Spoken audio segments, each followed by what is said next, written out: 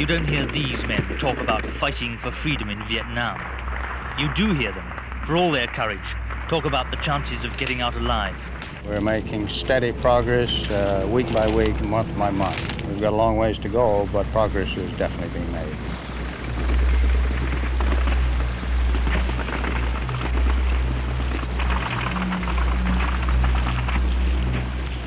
The only nationwide organization is the Army, and this makes the military ticket of Generals Tew and Key the hot favorite to win the election. A lot of your opponents have been accusing the military of rigging the election. Do you think this is a fair charge? Where? Who? All these charges are not true. This year, the Viet Cong have killed 350 pacification workers. The desertion rate is high, and only half of Vietnam's 14,000 villages are under the control of Marshal Key's government. Do you see Vietnam as a bottomless pit for American troops? I think additional forces are desired. However, I don't consider it a bottomless pit by any means.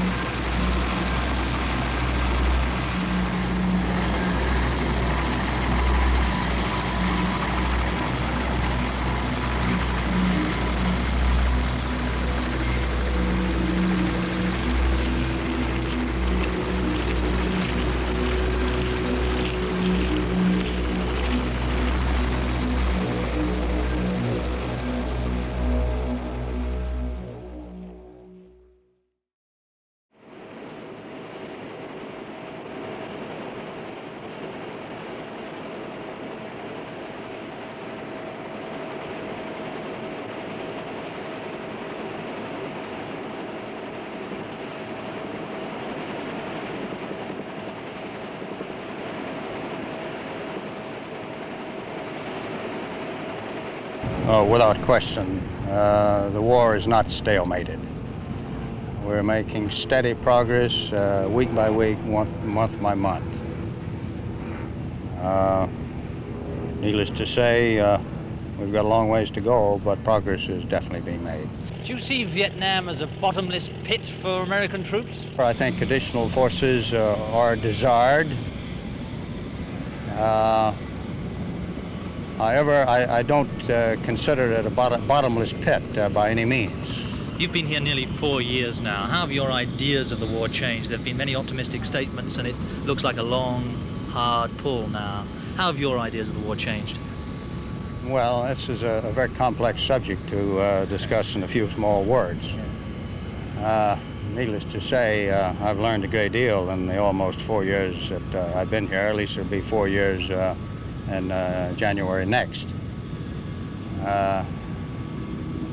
The nature of guerrilla warfare, the tactics and techniques of the communist war of national liberation, all of which has been directed from Hanoi, have taught us many lessons. The situation, I would say, is more complex than I thought was the case 4 years ago. But I must say, during the last 3.5 years that I've been here, we've had some very low points, and I think the lowest point was in the spring of 1965, at which time our president made the very courageous decision to commit American forces. Since that time, things have been looking up. And they're looking up more and more every day. Do you think the war can be won and not just not lost? Well, of course, our strategy in the South is a defensive one, because it is our national policy not to enlarge the war. So we are necessarily on the strategic defensive in the South. Now, fortunately, we do have an offensive strategy, and that is an air strategy to the north. Now, the enemy, on the other hand, has an offensive ground strategy. He is moving troops, materiel, ammunition and quantity to the south in order to exercise his control over the people and hopefully dominate the South Vietnamese and subvert the government to the form that is desired by Hanoi. Now, our offensive strategy, however, has forced them to an air defensive in the south. And this has resulted in the necessity by the enemy of diverting large resources and men and materials to provide a defense against our air efforts and to maintain his lines of communication, which are being pounded by our air efforts. Can you state how long the whole thing is going to be now? Do you think it's going to be very long? It's 5, impossible. 10, 20 years? Completely impossible to predict how long it will last. I feel it will go on perhaps for some time. At least we must be prepared, physically and psychologically for some. Do you think that without more troops, the war can be won? I think there are sufficient men in Vietnam now not to lose the war. But if we could reinforce our present forces, I think we would accelerate our progress.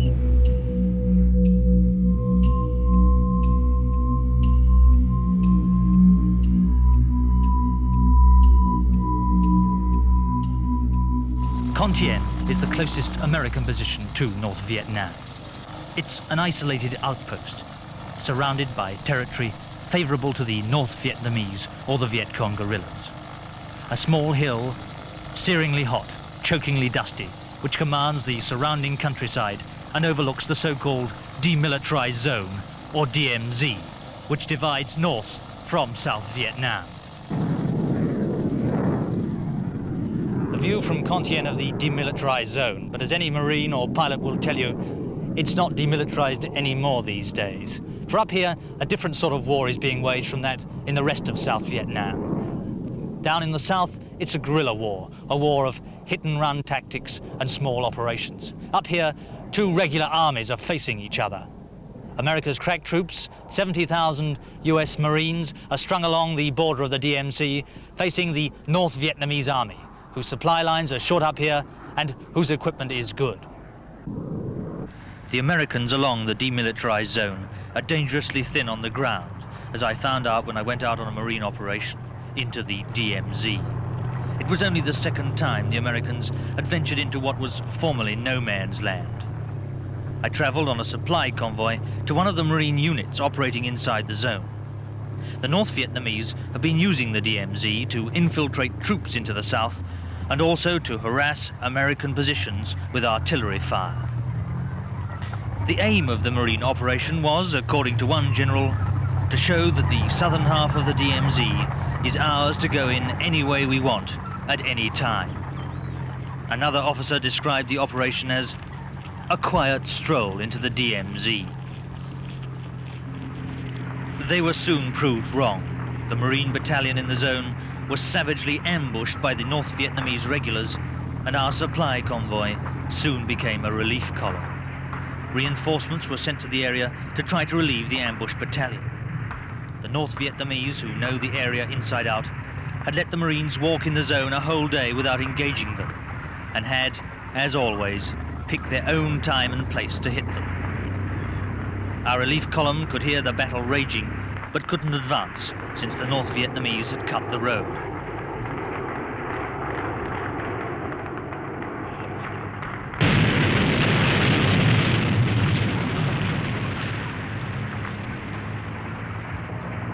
Outmaneuvered on the ground, the Marines had to call for airstrikes to avoid being wiped out.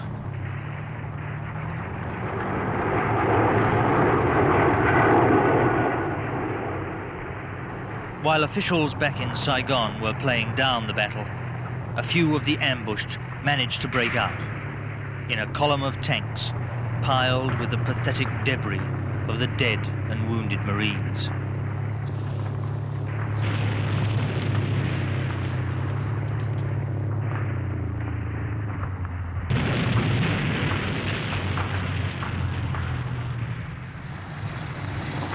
Some of the wounded who had got out were evacuated by helicopter in the rear.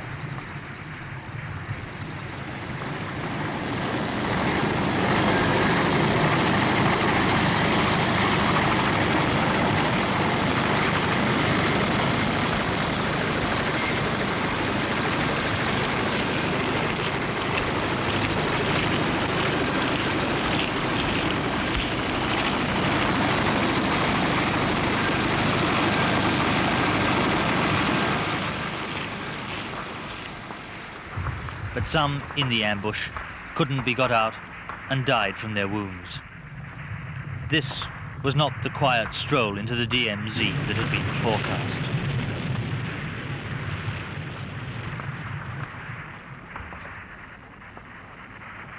In case a do-or-die relief effort was necessary, more Marines were brought up as dusk fell. You don't hear these men talk about fighting for freedom in Vietnam. You do hear them, for all their courage, talk about the chances of getting out alive after 13 months of this kind of war. This night, though, they didn't have to tempt fate. After the punishing airstrikes of the day came the artillery barrage of the night. The North Vietnamese, constantly pounded, retreated into the scrub and woods to fight another day, at another time and place of their own choosing. Next morning, the ambush battalion came out of the demilitarized zone back to South Vietnam. In Saigon, the figures were being arranged in the best light possible. They said enemy dead were 55 confirmed, but they could be higher. The Marines' casualty toll, at least 35 dead, 178 wounded. Their quiet stroll in the DMZ was over.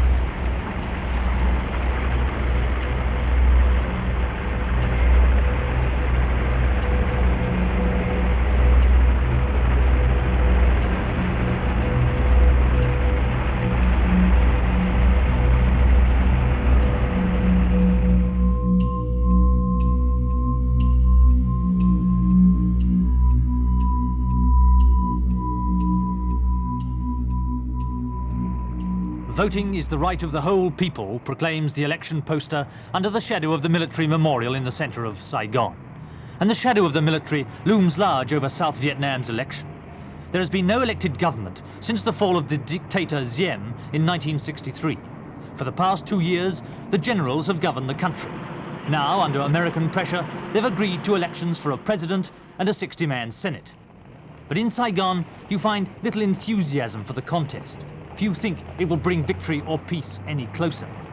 The war-weary capital long since gave up politics for more profitable pleasures. There are no parties in Vietnam, but there are 11 candidates for the presidency, each with a symbol so that voters who can't read can identify them easily. The only nationwide organization is the army, and this makes the military ticket of Generals Thieu and Ky the hot favorite to win the election. General Thieu, the president head of state, is the army's candidate for president. He won their vote over the younger, more flamboyant General Ky, the present prime minister. For 2 years, the man at the Vietnam controls has been the 36-year-old Air Force pilot Win Cao Ky. In his habitual black flying suit and lilac scarf, he's hogged the headlines, but for many Vietnamese, he's too flashy, too westernized, too young. Under pressure from the generals, he's had to step down in this election to run in the vice president's slot. But no one expects he'll be prepared to stay number 2 after the election. Ky and Thieu have hardly bothered to campaign with the other presidential candidates. Claiming that they were too busy governing the country, they've simply used their official trips, like this one of Ky's, to open a new union headquarters, to campaign on the side. Ky's civilian opponents have charged that the army are being used to rig the election for the generals. They allege that local military governors and police have been intimidating opposition party workers. Ky's answer is that orders have been given to keep the elections honest, and that anyway, he doesn't need to rig the election, since the military will win. After the campaign was a few days old, many Americans began to criticize Ky and Thieu's conduct of the election, many of them in the naive belief that it would be just like one in America. After the union meeting, on his campaign plane, Ky answered the American criticisms.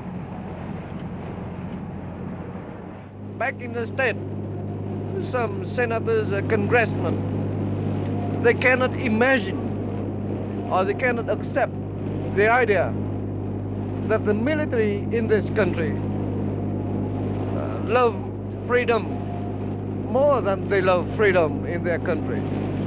They cannot understand it. But a lot of your opponents can't understand it either, because they've been accusing the military of rigging the election, of intimidating electors through their people in the provinces. Do you think this is a fair charge? What province? Where? Who? All these charges are not true. Even 1% are true. Why I have to give order to the police to put pressure on the people? Why? Do you think you'll win anyway, Prime Minister? Yes, sir. While Ky was all confidence, his civilian opponents, who have complained that the government is hampering their electioneering, were faced with a pitifully small crowd at Nha Trang, 200 miles northeast of Saigon. Mr. Zhu, why is this crowd so small for the opposition candidates? Thank you very much for your question. It is our question too when we arrive here, because with a province with a population of 300,000 and with a big city like Nha Trang with a population of at least 60,000 population, a crowd of 500 people is ridiculous. Is this government sabotage? Sure, it is government sabotage, and I can denounce before the international opinion the determination of Mr. Thieu and Mr. Ky to sabotage this campaign. And do you believe then the campaign is already turned into farce because of this sabotage? No, we continue to campaign, but we continue to denounce about their maneuver. And if they win, will you say it's a fix?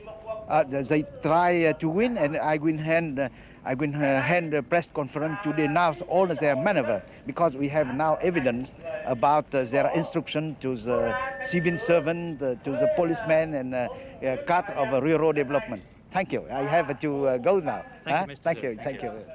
The whole presidential campaign is strictly arranged by the government. They provide the transport, the posters, the radio time, and provide a timekeeper to make sure that no candidate talks longer than 15 minutes at each meeting.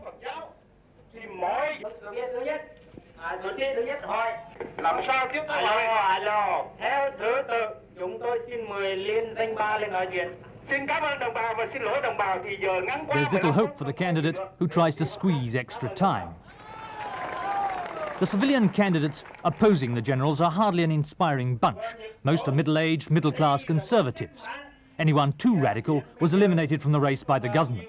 Some have been in government before, like the chief civilian candidate, Tran Van Hung, who was a short-lived prime minister in 1965. Hung is the only civilian with any great following, but if elected, he would have to work with the generals who hold the real power in South Vietnam. In such circumstances, it's naive to think the country could have a Western-style democratic election. Few people doubt the generals will win the election. The only worry for them, and the Americans, is that the civilians, with their charges of a rigged election, will have discredited the whole exercise, and that when the results finally go up in Saigon on this board, South Vietnam will have a government that has won an election, but is no nearer to winning a war.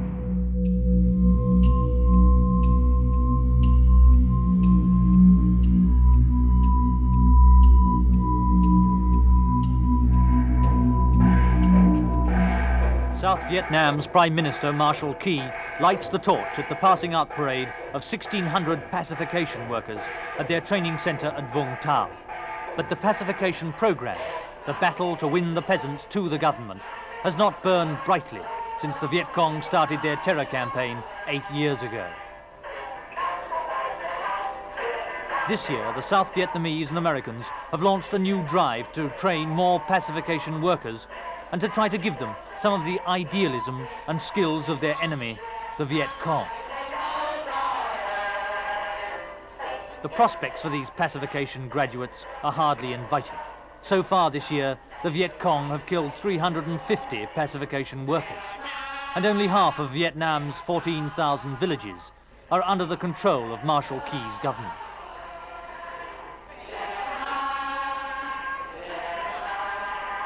There are 6,000 trainees at the Vung Tau training center, and the aim is to get them to beat the Viet Cong at their own game.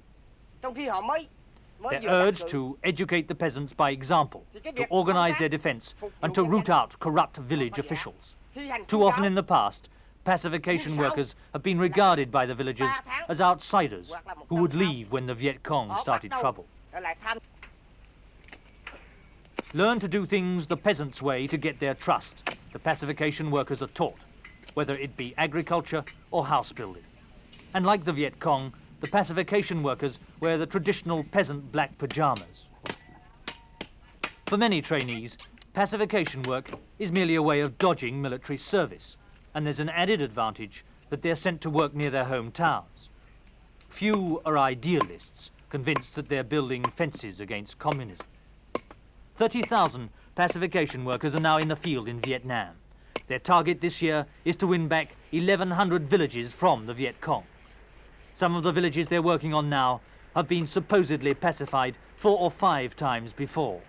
The Viet Cong have always come back. As one American official remarked, we're trying to carry out a revolution in the countryside, but the real revolutionaries are on the other side. The emphasis of the pacification program now is security. Villagers won't cooperate unless they're defended. In spite of their weapon training, pacification workers often show little taste for fighting the Viet Cong. The desertion rate among their 59-man teams in villages is high. Now, 315,000 Vietnamese troops and American advisors are being called in to help the pacification program. There have been similar, much heralded schemes before: strategic hamlets, rural construction. They all failed. Revolutionary development is the name of the new program. Its driving force is Major Bay, the training center's commandant. He admits the enemy of pacification is not so much the Viet Cong as corrupt South Vietnamese officials. Very widespread. There are many of them. We have telling about the corruption now. We can say that most of the officials are corrupt because the economic situation and the lack of responsibility spirit in our country.